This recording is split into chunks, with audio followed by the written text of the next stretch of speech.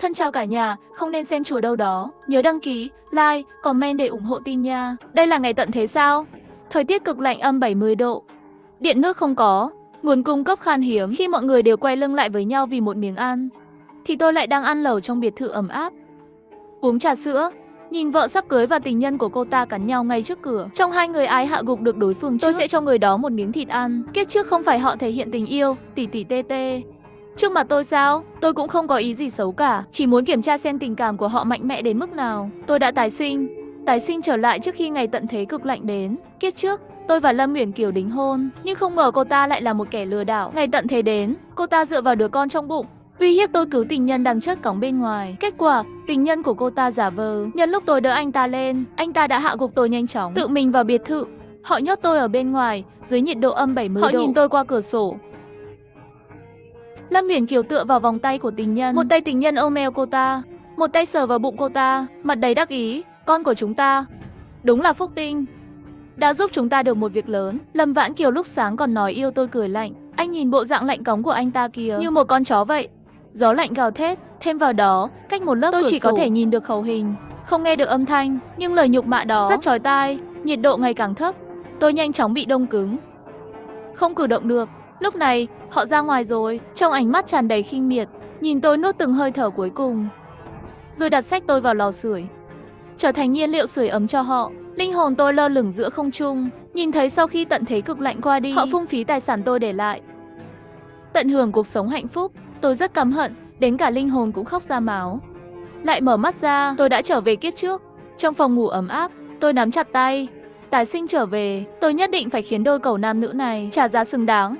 Tôi nhìn xung quanh, mở điện thoại ra xem chút, phát hiện ra đó là 12 ngày trước khi tận thế cực lạnh bắt đầu. Trong mắt tôi lập tức tràn đầy kích động. 12 ngày, đủ để tôi chuẩn bị rất nhiều. Vừa đứng dậy đã nghe thấy một tiếng động bên cạnh. Tôi quay lại và thấy một người phụ nữ, chính là thủ phạm khiến tôi chết thảm trong kiếp trước đến Lâm Vãn Kiều. Cô ta phát hiện tôi đã tỉnh rồi, lại giả vờ đáng thương. Nhưng tôi đã trực tiếp đứng dậy, lạnh lùng nhìn cô ta. Khi trước tôi mới biết, cô ta đã ngoại tình với Trung Mộc Sơn từ rất lâu trước đó rồi. Tôi chẳng qua chỉ là kẻ đã được họ lựa chọn cẩn thận để hút máu thôi. Nghĩ đến đây, trong mắt tôi lập tức tràn đầy hận thù. Cô ta nhìn tôi với ánh mắt hơi trách móc. Tần Quân, anh làm gì thế? Sao lại nhìn em với ánh mắt như vậy? Cô ta nhỏ nhẹ hỏi. Tôi cười lạnh một tiếng. Ai bảo cô đê tiện như vậy chứ? Cô ta ngây người, sau đó tức giận nói. Tần Quân, sao anh có thể đùa như vậy?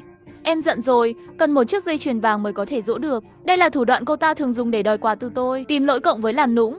Kiếp trước tôi bị lừa rất nhiều, thậm chí nghĩ rằng cô ta thẳng thắn và dễ thương. Nhưng bây giờ, dây chuyền vàng, tôi muốn tìm một cái xích chó để treo chốt cô. Đừng giả vờ nữa, nếu tôi không thấy tin nhắn thư ký gửi cho tôi cao không biết cô đã phản bội tôi lâu như vậy. Trên mặt Lâm Uyển Kiều nhất thời hơi bối rối. Anh đang nói gì thế? Sao em có thể phản bội anh? Tôi trực tiếp nói thẳng không chút thương xót. Cô không cần phải thừa nhận, tôi đã biết danh tính tình nhân của cô rồi. Tên là Chu Ngọc Sơn phải không? Tôi thấy cô ta hoảng loạn, liền cười lạnh. Tôi đã biết mọi thứ về cô rồi. Tôi không thích những thứ bẩn thỉu. Cô tranh thủ mà cút đi. Cô ta thấy tôi không thương xót, liền trở nên hung dữ. Tôi hiểu tại sao giờ cô ta lại bám chặt tôi không buông. Bởi vì ngay từ đầu, cô ta đã nhắm vào tiền của tôi. Tất nhiên không thể cứ như vậy mà buông tha cho tôi được. Không thể nào. Bà đây đã cho anh ngủ không lâu như vậy rồi. Nếu anh không cho tôi chút phí bồi thường tổn thất thanh xuân, tôi sẽ vạch trần anh trên mạng. Cô ta vô cùng hung dữ nắm lấy tay tôi, nhưng bị tôi gạt ra. Tôi cười lạnh. Nhiều năm như vậy cô ở bên cạnh tôi ít cũng tiêu đến hàng triệu. Cô vẫn chưa biết đủ sao? Đó đều là do anh tự nguyện. Cô ta đứng dậy, không biết xấu hổ kéo tay tôi chụp ảnh. Nếu anh không đồng ý, tôi sẽ gửi những bức ảnh này cho người thân và bạn bè của anh. Nói sau khi anh ngủ với tôi thì không cần tôi nữa. Dù sao thì tôi cũng không biết xấu hổ. Mặc dù tôi đã biết cô ta không cần mặt mũi gì rồi, nhưng vẫn bị sốc bởi hành động của cô ta. Tôi đang đầu tư vào một dự án mới, trong thời gian ngắn chắc chắn là không lấy được tiền. Thế này đi, tôi tặng cô căn biệt thự này, chúng ta chia tay. Tôi nghĩ rồi nói như vậy. Quả nhiên, trên mặt cô ta đầy tham lam. Được thôi, như vậy cũng tương đối rồi. Tôi nhìn vẻ mặt tham lam của cô ta, mỉm cười. Để trấn an cô ta, tôi nhanh chóng chuyển quyền sở hữu cho cô ta. Thế này đi, cô cho tôi thời gian nửa tháng để chuyển nhà. Dù sao thì tôi cũng mang hết tất cả mọi thứ trong biệt thự này đi, bao gồm cả những món quà tặng cô trước đây. Cô ta nhất thời hơi bất mãn, nhưng thấy đã chuyển quyền sở hữu biệt thự nên đành nhịn. Được, vậy thì nửa tháng. Sau nửa tháng, anh phải lập tức cút khỏi đây. Hắn tự hào giơ giấy chứng nhận bất động sản lên. Giờ căn nhà này là của tôi rồi. Tôi thấy bộ dạng đầy kích động này của cô ta, cười thầm trong lòng. Muốn nhà của tôi? Sống được đã rồi hẵng nói. Sau khi đổi người đi, tôi nhanh chóng gọi cho thư ký. Thư ký Lưu, giờ trên tài khoản của công ty còn bao nhiêu tiền? Chuyển cho tôi tất cả tiền có thể lấy lại. Trả lương trước 3 tháng cho tất cả nhân viên, mua và phát thêm một lô vật tư sinh hoạt. Nói với họ là công ty sẽ cải tổ, ở nhà và chờ hướng dẫn bất cứ lúc nào. Mặc dù bên kia rất khó hiểu nhưng vẫn làm theo hướng dẫn của tôi. Tôi lại gửi cho anh ấy một danh sách mua hàng. Chuyện ngày tận thế tôi không thể nói nhiều, nếu không sẽ thu hút sự chú ý của người khác. Đó là tất cả những gì tôi có thể làm. Thư ký của tôi rất đáng tin cậy, rất nhanh đã chuyển cho tôi một khoản tiền lớn. Nếu không phải là ngày tận thế cực lạnh, tôi thực sự muốn thăng chức và tăng lương cho anh ấy. Nhận được số tiền này, tôi đã đi đến siêu thị. Cả tiêu hết 15 tỷ, tôi mua rất nhiều quần. Tận thế cực lạnh sẽ kéo dài 1 năm rưỡi. Vì vậy, những gì tôi cần phải có khả năng bảo quản lâu dài. Mì ăn liền, 4. Thịt hộp, còn có một ít bánh bao đông lạnh. Còn có nước tinh khiết hết thùng này đến thùng khác. Tôi còn mua một số đồ dùng sinh hoạt. Bởi vì tôi rất lo về thảm họa tuyết rơi, tôi cũng đã mua một lô miếng giữ nhiệt và tất cả các loại chăn bông dày. Nhìn thấy từng thùng hàng được vận chuyển vào trong biệt thự. Trong lòng tôi chỉ thở dài một câu, may mà lúc đó mua căn biệt thự này đủ lớn. Thật ra cũng không trách Lâm Uyển Kiều nhớ nhung căn biệt thự này của tôi. Lúc đó biệt thự này được xây dựng theo quy mô của trang viên, có diện tích khoảng 10 mẫu đất. Tôi đã dọn hết toàn bộ. Nhà để xe 3 tầng giá để chứa những hàng hóa tôi mua. Nhìn thấy nhà để xe dưới lòng đất chất đầy đồ đạc. Lúc này tôi mới có cảm giác nhẹ nhõm. Nhưng tôi đột nhiên nghĩ ra điều gì đó. Một ý tưởng táo bạo này ra trong đầu tôi. Còn chưa đầy 10 ngày nữa là đến ngày tận thế cực lạnh. Nhưng Lâm Uyển Kiều không thể đợi được, dẫn theo chú Ngọc Sơn đến cửa khoe khoang, không biết trong lòng lại có tính toán gì. Ôi, vẫn chưa chuyển xong à, không bằng tôi thương lượng với anh. Tôi cho phép anh tiếp tục sống ở đây, nhưng những gì anh đã mua cho tôi trước đây phải để lại cho tôi. Tôi vờ như không nghe thấy. Giây tiếp theo, cô ta hét lên. Tưởng tôi thèm mấy thứ vớ vẩn của anh à? Do anh khiến mọi chuyện trở nên khó coi như vậy. Đừng có hối hận đó, một ngày nào đó anh sẽ phải cầu xin tôi thôi. Chu Ngọc Sơn bên cạnh cũng nói chen vào. Chồng cũ của em đúng là biến thái. Đến quần áo của em cũng phải mang đi. Lẽ nào là sau này muốn nhìn vật nhớ người? Lâm Uyển Kiều cười. Sao anh ta so được với anh chứ? Anh ta chỉ là một kẻ vô dụng. Xem hai người diễn. Trong lòng tôi không hề tức giận. Dù sao bọn họ cười, cũng chỉ cười được một lát thôi. Chờ mấy ngày nữa tận thế cực lạnh đến, họ muốn cười cũng không cười được nữa. Người bị đông cứng sao có thể cười được? Mà so với sự nhạo báng của họ, tôi lo lắng hơn về sự an toàn của ngôi nhà này. Mặc dù căn biệt thự này được xây dựng theo trang viên, nhưng khả năng phòng thủ so với trang viên vẫn kém hơn. Hơn nữa tường cũng không dày lắm, chỉ có thể chống chọi được với mùa đông bình thường ở phương Bắc. Nhưng trước tận thế cực lạnh, nó lại khá mỏng. Nên tôi phải lắp tấm giữ nhiệt ở tất cả các tầng trong biệt thự. Tận thế bắt đầu, không lâu sau sẽ mất điện, mất nước. Hệ thống sưởi bằng than là thích hợp nhất. Sau khi quyết định xong, sự xuất hiện của hai người Lâm Uyển Kiều có hơi không thích hợp.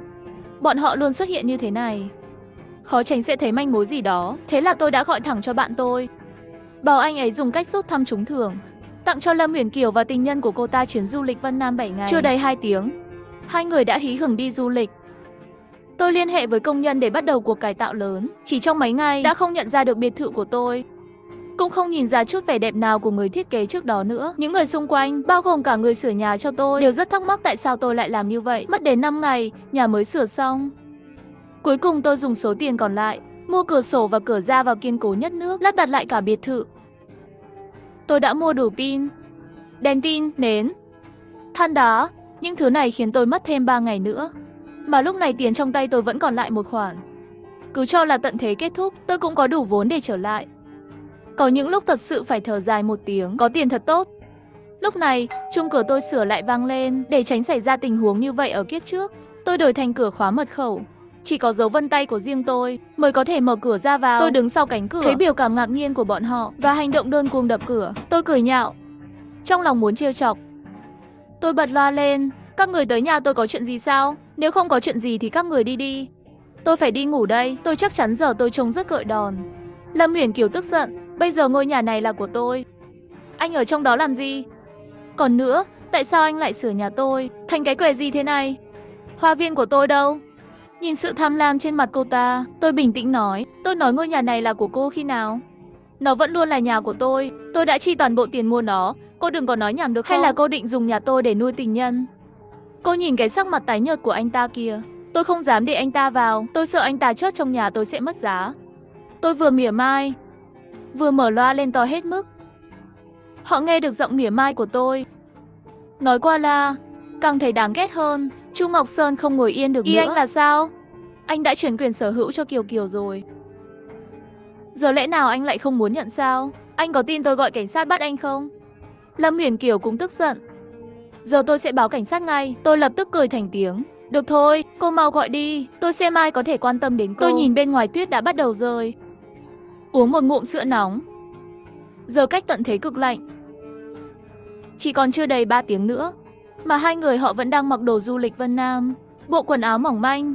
Chờ thời gian đến, hai người họ sẽ bị đóng băng thành chó. Hơn nữa nếu tôi đoán không lầm, giờ chính phủ đã phát hiện ra điều tương tự, bắt đầu kế hoạch ứng phó để bảo vệ người dân. Ai còn có hơi đâu mà quan tâm đến vấn đề quyền sở hữu biệt thự này của họ. Tôi nói là của tôi thì nó chính là của tôi. Dù sao thì ngay từ đầu tôi đã không nghĩ đến việc chuyển nhượng biệt thự này cho cô ta, nhưng chỉ là một thủ đoạn làm lấy lệ cho cô ta mà thôi. Nhân tiện để cô ta trải nghiệm cảm giác tuyệt vọng sau sự sung sướng. Dù sao sau khi tận thế cực lạnh kết thúc, cô ta đã chớt từ lâu rồi. Vậy phần thủ tục chuyển nhượng đó cũng không quan trọng nữa. Kiếp trước, sau khi tôi chớt, cô ta đã dùng lý do này để chiếm mọi thứ của tôi.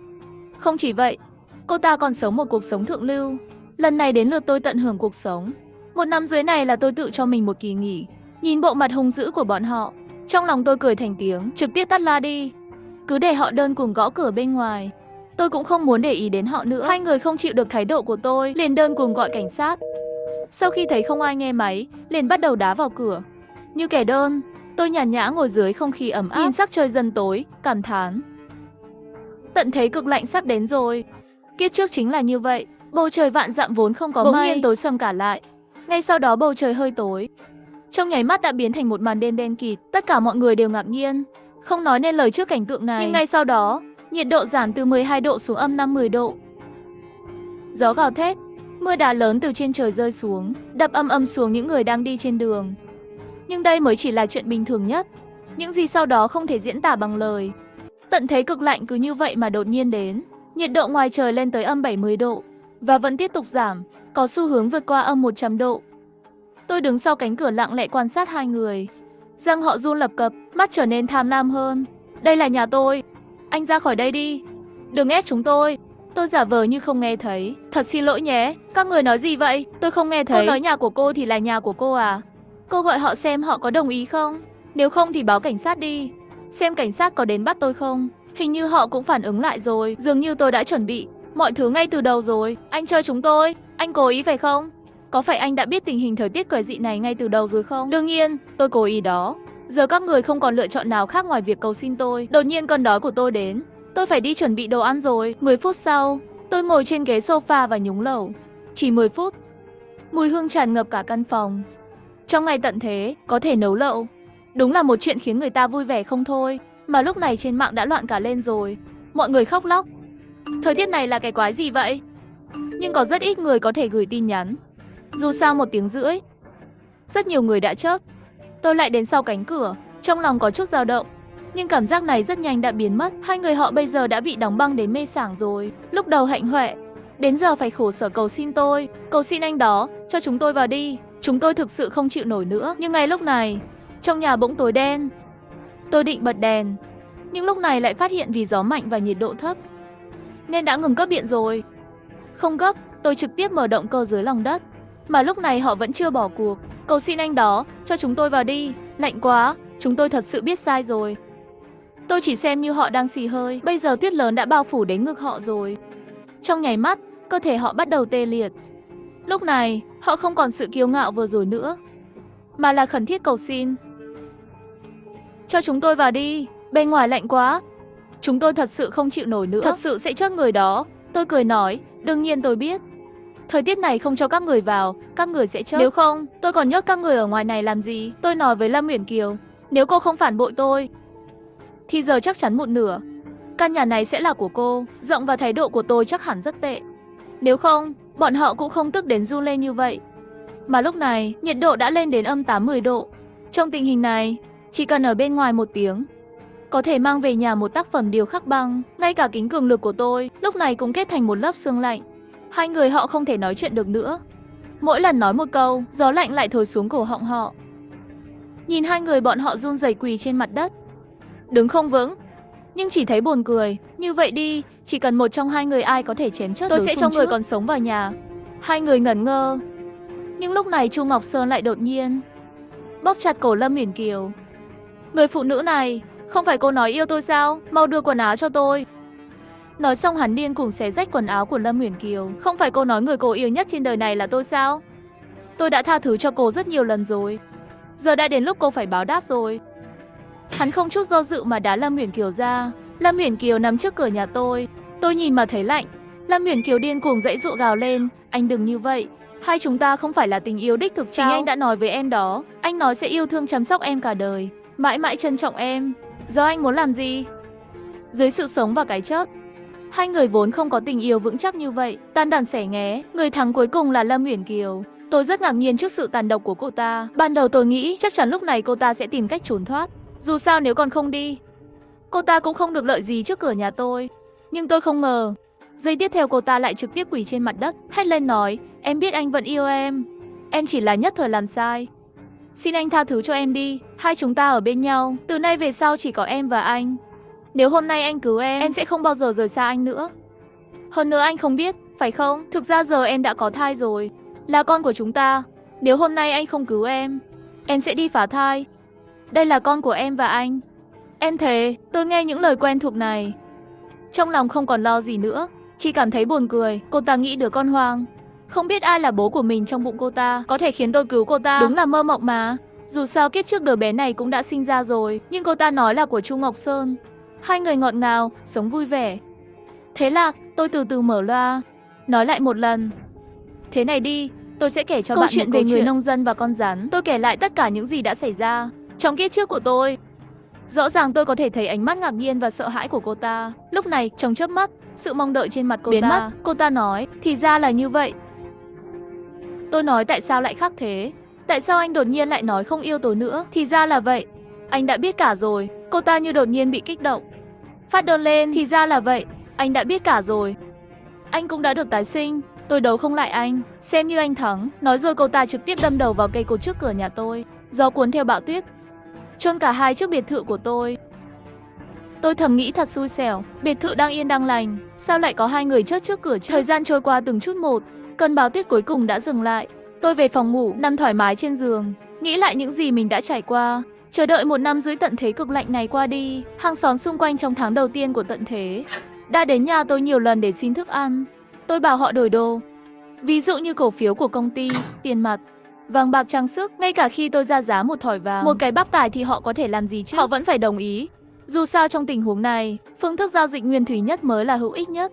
Lúc đầu họ còn miễn cưỡng, sau đó cũng dần mềm lòng. 1 năm rưỡi trôi qua, nhiệt độ cũng dần ấm lên, tuyết dần biến mất và trật tự được khôi phục từng chút một. Điện và mạng cũng dần được sửa và khôi phục. Sau đó là khí đốt và vật dụng sưởi ấm. Trên mạng mọi người bắt đầu hoạt động trở lại, ăn mừng bản thân đã thoát được một kiếp. Cũng có người nói trận tuyết này đã hủy hoại đi mọi thứ của mình, nhưng chỉ cần người còn sống, mọi thứ đều có thể bắt đầu lại. Tuyết ngừng rơi rồi, vẫn luôn còn cơ hội, chỉ cần bản thân sẵn sàng cố gắng, sẵn sàng mọi thứ đều có hy vọng. Tôi mở tất cả các cửa sổ, đón không khí trong lành. Thảm họa đã qua, tôi đã sống sót, tôi sẽ bắt đầu một cuộc sống mới.